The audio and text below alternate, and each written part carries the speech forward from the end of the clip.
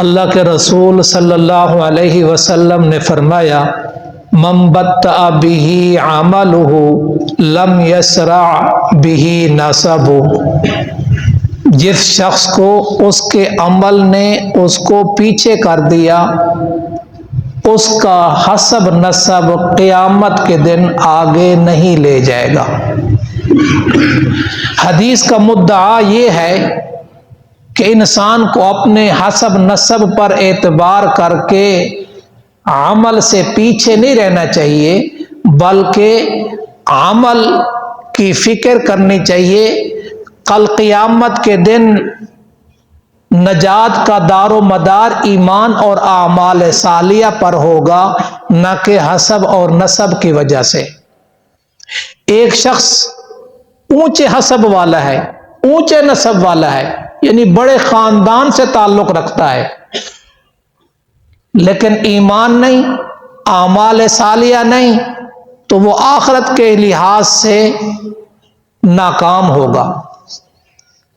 دیکھو ابو لہب قریشی ہاشمی، نبی صلی اللہ علیہ وسلم کا پڑوسی اور نبی صلی اللہ علیہ وسلم کا سکا چچا۔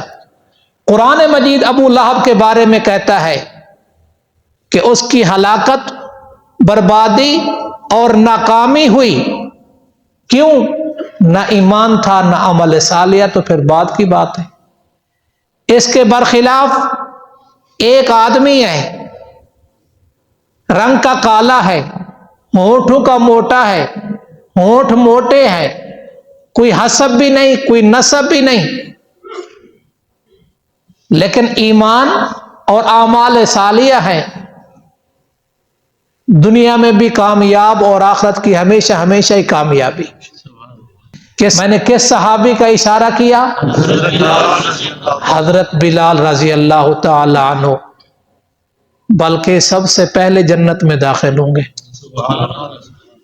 آقا صلی اللہ علیہ وسلم نے فرمایا سب سے پہلے جنت کا دروازہ میرے لیے کھولا جائے گا، میں اونٹنی پہ سوار ہوں گا اور اس اونٹنی کی مہار بلال کے ہاتھ میں ہوگی۔ مہار والا پیچھے چلتا ہے، جی مہار والا آگے چلتا ہے، تو کیا ہے؟ ایمان آؤ۔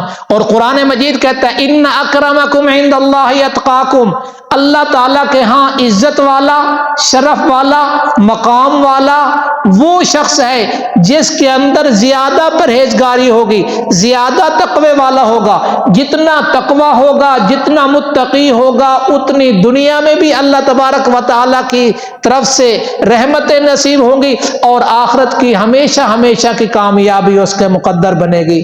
تو خلاصہ یہ ہے کہ اعمال صالحہ کی طرف توجہ ہونی چاہیے، ایمان کی بھی فکر کرنی چاہیے، اعمال صالحہ کی بھی فکر کرنی چاہیے، اور اعمال صالحہ میں بھی آگے بڑھنا چاہیے۔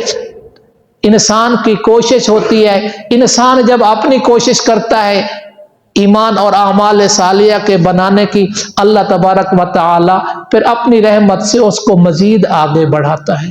اللہ تعالیٰ تمام بیماروں کو صحت عطا فرمائے۔